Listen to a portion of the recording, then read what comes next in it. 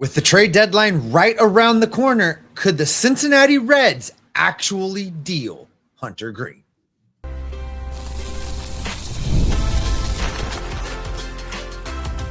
You are Locked On Reds, your daily Cincinnati Reds podcast, part of the Locked On Podcast Network, your team every day. Hi, I'm Jeff. He's Steve. And today's Locked On Reds podcast is brought to you by Kalshi. For a limited time, download the Kalshi app and use code Locked On to get up to $500 in credits when you place a $25 trade over on Kalshi. Trade on anything. Later on, we'll tell you why Rhett Lowder is one of the most interesting players to watch the rest of this season. In just a few minutes, we'll outline some potential prospect targets for the Reds to acquire at this deadline, and a lot of them are outfielders. But we will begin with Hunter Greene because rumors persist about the Reds at least talking to other teams about possibly trading him. And Steve, I think the biggest thing about this is I'm worried about the Reds actually getting this right, because it feels like it's too early to trade him. It feels like they need to be building around him. They need to keep him in the rotation. And yet we continue to hear these rumors, and it just makes me really worried. It's a little concerning for many reasons. The first when you hit on, do we have faith in this front office to actually get this deal right, to do something with Hunter Greene? I don't know why these rumors just won't go away.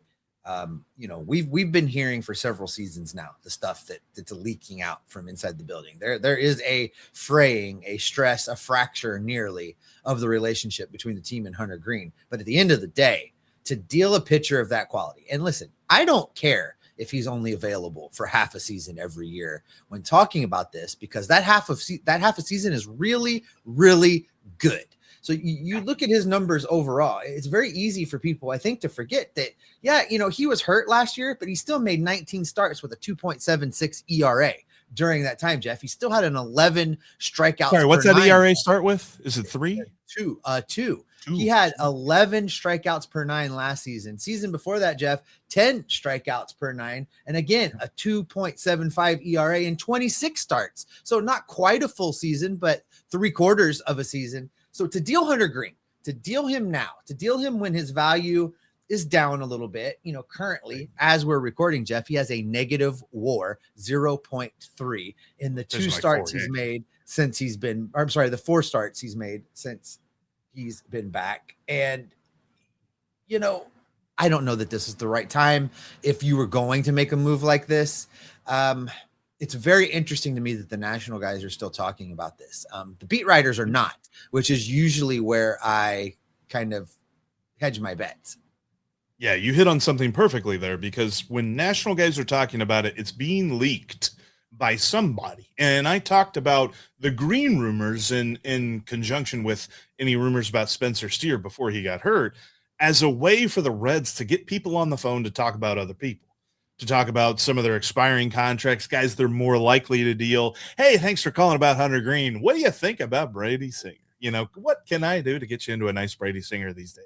But when it comes to these rumors that persist, the reason that we're talking about this is that Ken Rosenthal released a trade deadline update of what he is hearing this morning, Thursday morning, July 30th.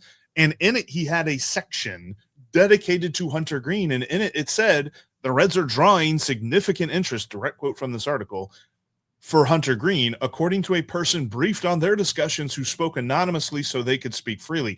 That's like the longest thing I've possibly heard of to say, yeah, somebody close to the situation, but I digress. The point is, this is being leaked by somebody. And if there's another angle that I could pose for this for a moment, I think teams are being frustrated by the Detroit Tigers and what they are asking for Tarik Skubal in his expiring contract. I think teams are trying to pressure the Tigers by saying, look here, we're talking to another team about a pitcher who's really stinking good. And oh, by the way, Jim Bowden put on his rankings of pitchers available at the deadline. Hunter Greene is the best pitcher available, not named Tarik Skubal. And so there's a lot of this that points to pressure on the Tigers. I just don't think that the Reds number one, they should not be getting what they're going to be asking for Greene, because they should be asking for ace level stuff.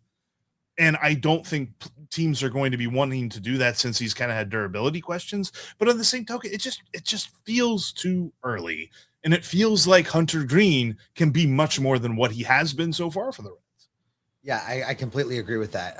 Is this being put out there to drive the market down? Maybe. I struggle to wrap my head around what the Reds could possibly be thinking if they're the ones putting this out there. I mentioned there's a sour relationship in the front office toward it. That's for sure. The frayed relationship, but this is not better. I don't know that the Reds have it in them to get what you would need to get for Hunter Greene. The thing is, you would need to, the team that acquired Hunter Greene in a deadline deal right now, it would have to hurt them. I mean, it would have to be one of those trades that absolutely hurt them in the not just prospects. No. Yeah. It would have to hurt them in a way that it's not, we're not talking about, this for 1 year and we've moved on. This would have to be one of those trades that hurt them multi-season, for a short-term gain.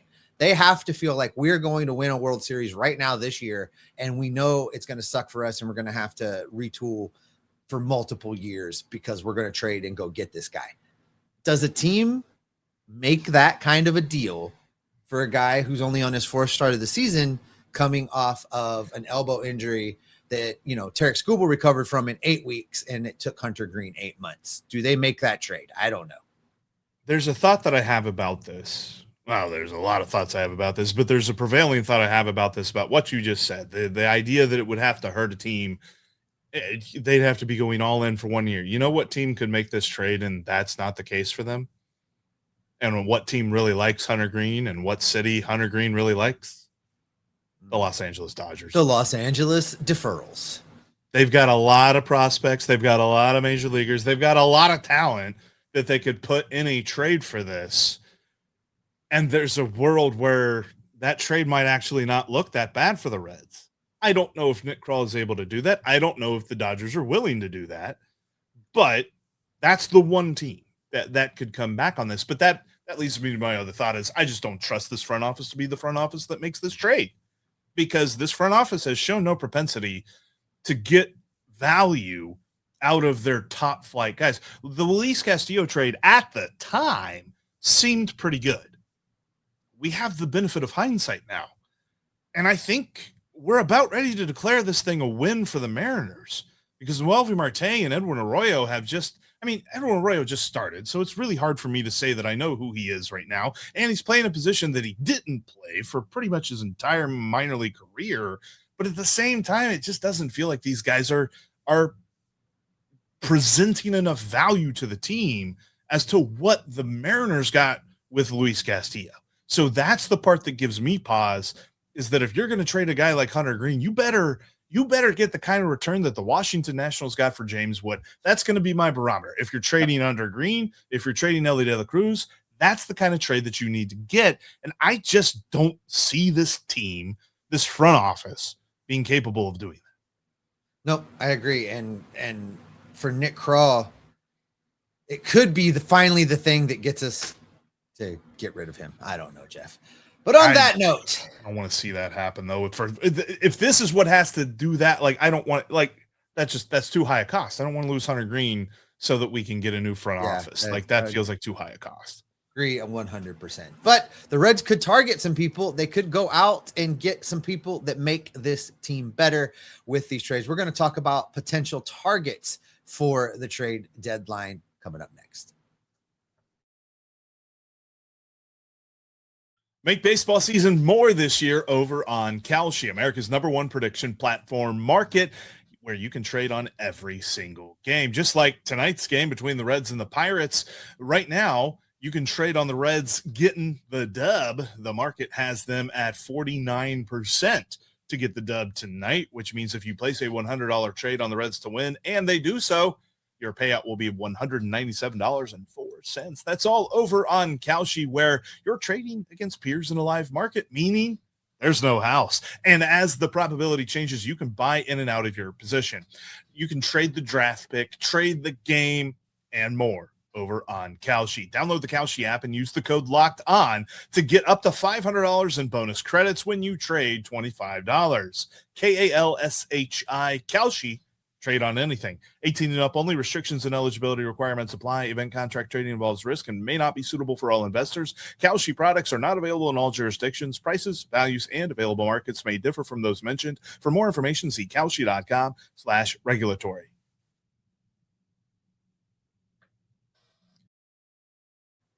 You already live this team each and every day. You can elevate your game. Go ad free in the audio feeds with the Everydayer Club. LockedOnPodcast.com/Everydayer. Get you there. $5 a month, $50 a year for the ad free version of Locked On Reds. Join today. All right, Jeff. Let's continue to kind of dig through this because there are a lot of prospects that could be available out there right now. And, when we say prospects, we're not talking about the Reds trading off the major league roster and going and getting a bunch of guys that are in single A right now. Although there could be some of those guys in the mix with other players, but the Reds right now need to be looking for guys that are on the cusp of or have made their major league debuts. And hi, Lainey, how you doing? Glad to see on the cusp of. She agrees. On the cusp of or have just made their major league debuts and are ready to contribute at the big league level. This can't be, this prospect's highly rated and in 4 years, we think he'll really be here and contributing. Oh no, my friend. They need to be able to play in the majors pretty much right now, or at least on opening day, the next opening day, whenever that opening day might be. Yeah, and I think that there are ways to do this. I don't love this being the example because there's a lot of folks that say that what the Angels just got isn't a top 30 prospect or isn't a guy that's going to be projectable for them. But they did just trade 2 major league players to the Texas Rangers and got 1 prospect back. If that's what it's going to take, if the Reds got to deal Brady Singer and Tyler Stevenson together to get somebody that's going to make an impact for them, then do that. They've got to shuffle this roster around because, as we've seen here recently, while they have been winning series, there's definitely games where they look like everything is really, really off. And what's interesting is that MLB Pipeline released a list of players who they believe are most likely to be dealt for differing reasons at this trade deadline. There are 8 guys on this list. A lot of them are outfielders. There's 1 catcher and a couple of infielders and only 1 pitcher. But there's 3 Dodgers, all outfielders that are very interesting to note in this list. Zyhir Hope, who I mentioned on yesterday's show, and it'd be great to see on a Reds uniform, guy named Hope. There's also another Dodgers outfielder by the name of Charles Davalan, and then James Tibbs III, another Dodgers outfielder, all in the MLB Pipeline top 100 that are kind of blocked because the Dodgers have a crazy wealth of riches in their outfield prospects, namely a guy in Mike Sirota, who used to be a Reds outfield prospect, who the Reds decided to trade for Gavin Lux. We're not going to rehash how ridiculous that trade has ended up looking, and look, Sirota's not in the major leagues just yet, so we're not sure how bad that looks, but I mean, Gavin Lux was a negative WAR player. That notwithstanding, there are a lot of these guys on here that are very interesting to me, namely those 3 Dodgers outfielders. And one guy who I'm not really that sure he's available, but they have Cooper Ingle, a catching prospect who also has spent time in the outfield for the Cleveland Guardians, on this list. If he were to be available, I would love to see the Reds go acquire him because we know that the Guardians just acquired Patrick Bailey earlier on this season to be their catcher for the next couple of years. So they're thinking that Cooper Ingle is blocked. I tend to believe that the Guardians will hold on to him, but if he is a guy that the Reds could go acquire, I would love to see that happen. You let Nick Krall find out that there's a guy available that can catch and play the outfield. Oh my goodness. They'll stick him in the outfield though and forget that he ever caught, but yeah. Right. They won't be able to contain themselves. It's very interesting. The Dodgers, we keep coming back to the Dodgers, and I know that it's a little frustrating for, people that want to have the Dodgers hate all the time, and the mindset of, don't go make the Dodgers better. Don't help them get that three-peat. Like, I don't care about any of that. The Dodgers are in a weird spot where they have a highly rated farm system that is completely buried underneath probably the best assembled major league team that's been put together in a long, long, long, long time. So you look at those two factors, those prospects got to go somewhere. Why not Cincinnati? You can't let, and here's the thing. I saw you guys in the comment section yesterday. I read all of your stuff, and there are many people in the comments right now, Jeff, many of the everydayers, I think, that are approaching this trade deadline. And when they're talking about it, when they're thinking about it, when they're reacting to it, they're doing all of that with their heart. They're doing all of that with their Cincinnati baseball heart right out there on their sleeve.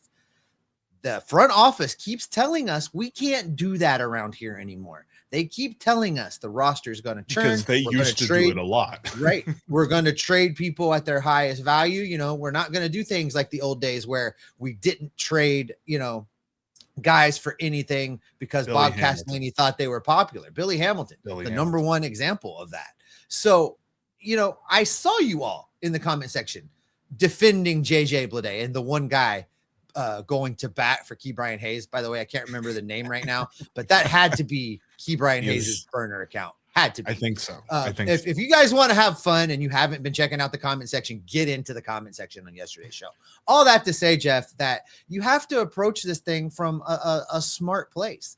Nick Krall continues to say, we're going to churn this roster. We're going to trade guys at high value. We're going to bring in, we're going to reload. We're going to retool. I'm waiting for him to start, but now's the time. You trade these guys that are at high peak value and reload for next year, because this year it's just not happening. So you trade JJ Bleday, you trade Brady Singer, you trade Tyler Stevenson, you trade these guys on expiring deals and get something. And the Dodgers are the best fit to get something. Let me ask you this. Because you're going to have to give up definitely not one of the expiring deals, might even take more than two of the expiring deals to get anybody on this list. These are highly ranked prospects.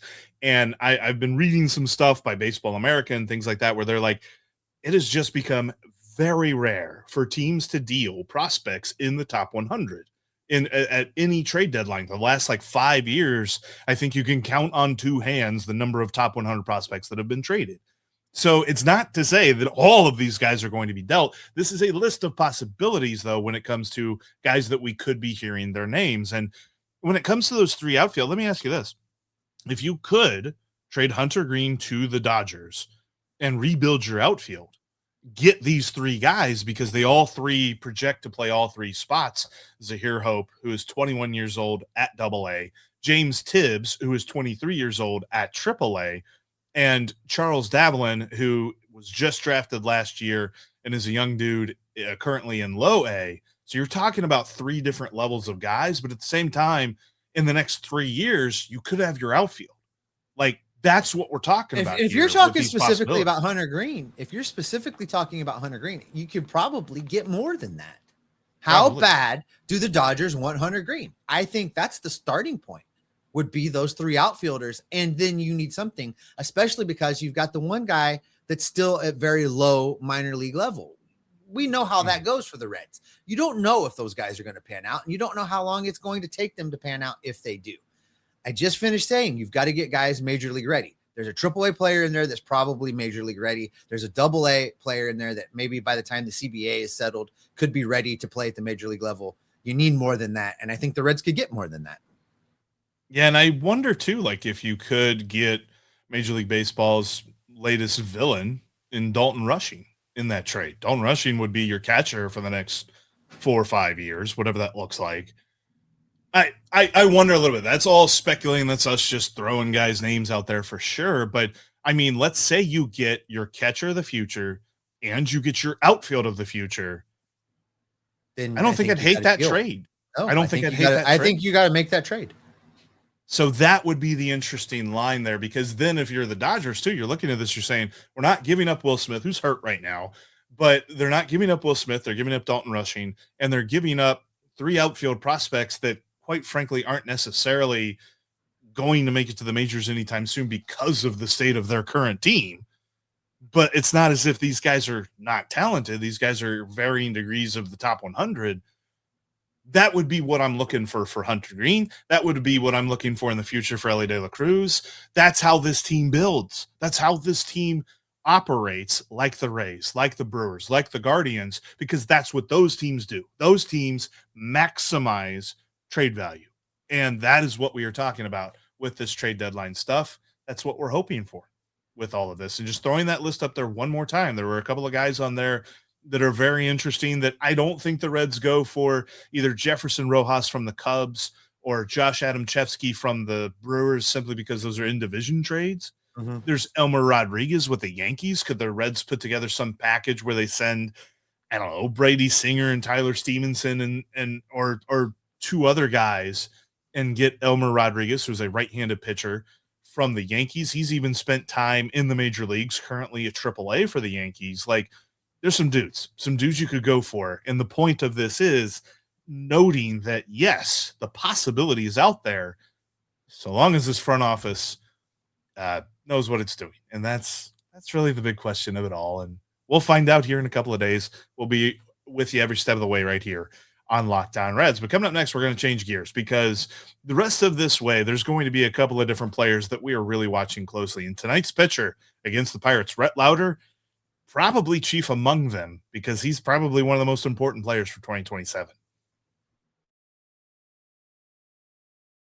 Baseball fans, if you think you know who's hitting a homer today, FanDuel is giving you a free chance to call your shot with daily dingers. It's easy to play. Just make your free pick on who you think is going to hit a home run in their game. If you're right, you receive a profit boost to use on your next bet for a chance at extra winnings. Best of all, you can make a free pick every day throughout the Major League Baseball season. Daily Dingers is another fun way to stay engaged for every day's games, whether you're following your favorite team or keeping an eye on matchups across the league. Every game has someone capable of going deep. Now you get a chance to make your prediction before the first pitch. Reds, Pirates today. Yohan Ramirez going for the Pirates. Nobody in the Reds lineup has ever homered off of Ramirez. Well, today is the day that Elly De La Cruz goes yard. You heard it here first. Ellie's going to make up for that really terrible defensive performance and hit the long ball. So, are you ready to play your game today? Join over at FanDuel.com right now. That's FanDuel.com for daily dingers, and make your free pick on who's hitting a homer. Play ball and swing for the fences on FanDuel, an official partner of Major League Baseball.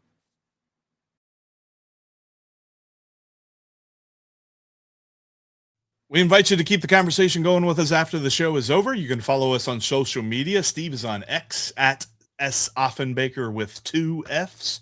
I am on X and on TikTok at Jeff Carr with 3 Fs. And you can follow the show on all the social medias at Locked On Reds. Is there any truth to the rumor that you're going to be doing like a tarps off belly dance at one of the coming up home games? I heard that you have a TikTok thing you're putting together. I think one of those like pictureless Twitter accounts might have said something like that. Those guys don't know what they're talking about. Friendly reminder, that's the same as the trade deadline as it is in the off season.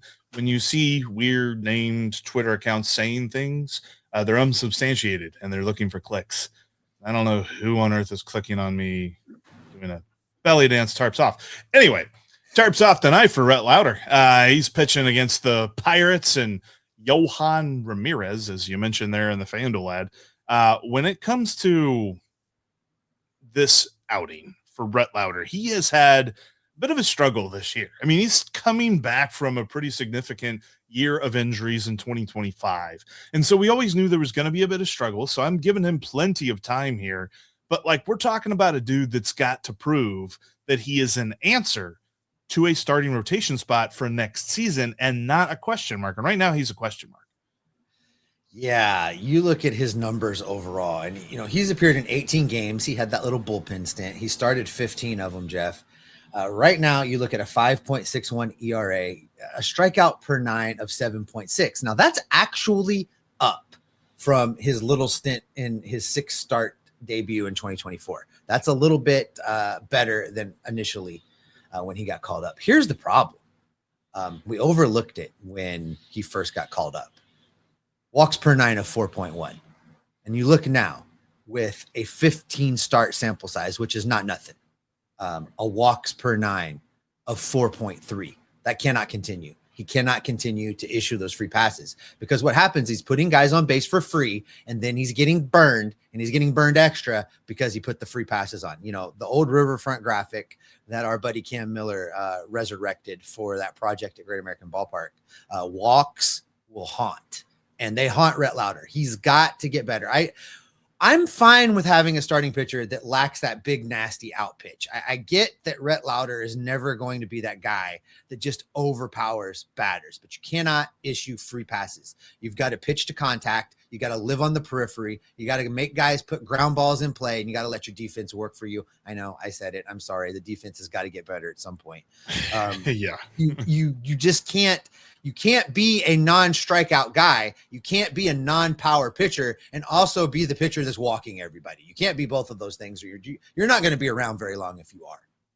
Well, and that's the problem. Like, I wouldn't say you say we overlooked it. We didn't overlook it. The scouting report was he doesn't walk people. The scouting report was he controls the strike zone. He commands it really well, not to the point that he's missing bats, but definitely not to the point that he's issuing free passes. And that's been anything but the case. So I don't know if he's trying to overthrow. I don't know if he is trying to form that out pitch and have that, big, put away offering that some guys have, whether it's a fastball or a breaking ball, whatever that might be. But you're right. He's got to be consistent. And it feels like what he ends up doing, I don't know if you remember, like the first couple of years of Tyler Mahle's career, if you go back and you look at Tyler Mahle, I think if you were to ask most Reds fans what they remember about Tyler Mahle is his last year here. His last year here was good. The first couple of years before that were very up and down. His last year here was good, not at Great American Ballpark, if we're being clear. Right. Yeah. It was a road pitcher only. But like his last year was the good year. The other years, he had some years where his ERA was over 5, because there were a lot of starts that I can remember vividly where he's up there on the mound, he gets to 2 strikes, and then he's trying to hit that corner. He's trying to nibble. He's trying to find that perfect spot, and the perfect spot doesn't exist. He didn't have the right mindset, and then it all kind of clicked for him, and then he started having injury problems after he was traded. So we've never really seen that come to, all come together for him. But I think that Rhett Lowder is trending in that same direction, where it feels like he can control the count early. He's great at getting to 2 strikes. What he can't do is get strike 3. And so he's worried about getting strike 3 as opposed to getting that guy out. And I don't know if that's a focus thing. I don't know if that's just he doesn't have a put away pitch and needs one. I don't know what that entails, but we're seeing a guy right now that, he's only thrown like 1 sweeper and 5 curveballs. So I struggle to say he's got a 6-pitch mix, but he has 4 pitches that he throws better than 20% of the time. And he's just not been able to be that consistent out guy. His highest whiff rate is on a slider, 35%, but that slider also gets clobbered. He's got a 329 batting average against it. So he's got to find a happy medium there. Maybe that's what it is. He's trying to develop his slider into an out pitch, and it's just not working. And maybe we need to give him grace for the rest of this year. But he's a guy that I'm going to be watching very closely to see how he can take that next step. Yeah, I'm not ready to give up on a guy that has, 21 career big league starts that were interrupted an entire season with injury. So right. There's still things to learn about Rhett Lowder. And as long as his health remains this season, he needs to be out there every 5th day. And you're right. We really do need to be paying attention to what he does. And is he improving? And what are the trends? Because the Reds are going to go into the next season with Rhett Lowder being a big piece of this rotation. And I think you've got to answer a lot of those questions now so that you know what to do in the next offseason to kind of get things stabilized. If this is who Rhett Lowder is going to be, he can't be relied upon. He's got to demonstrate that he can be relied upon. And I think he can. I mean, his scouting report says that he can. And I think that he's going to show that out. I don't think we're talking about a guy that we have to worry about like an innings limit per se. I mean, he didn't pitch a ton, obviously, because of the injury last year. And the year before that, all throughout the minor leagues, and then looking at his major leagues, he got up to 140 innings. So he's at 77 right now. I don't think he's going to eclipse that 140 mark. He'll probably get close-ish to it, but we should see him every fifth day. He should be a starter. They shouldn't be messing with him, putting back into the bullpen for whatever reason, whatever that might be. Like, he needs to start every fifth day, and we got to see what he can be. And this is a big test tonight because the Pirates lineup is good, albeit they've had some struggles as of late, as our friend Gary Morgan over at Locked On Pirates talked about on his show today. But when it comes to Rhett Lowder, this is something he's got to play well with. And I'm curious to see how he develops from here to the rest of the season. All right, that's going to do it for this edition of Locked On Reds. Thanks, as always, for being an everydayer. Thanks for being here, folks. We really do appreciate you. We've got you covered all the way through the Major League Baseball trade deadline. If you haven't done so, click subscribe, click that notification bell. We are going to be in your feeds all the rest of the way through the season, but through this deadline weekend, we're going to be all over things. When news breaks, if deals get done, we're going to be here in the feed. Trade deadline day, we're anticipating a lot of moves, folks, and we're going to be in the feed for every single one of them. So make sure you have subscribed and click the notification bell. You don't want to miss any of that. And then we'll be here all season long, gathering up all of the news, the notes, the rumors, the reports, and the information to keep you locked on Reds every single day.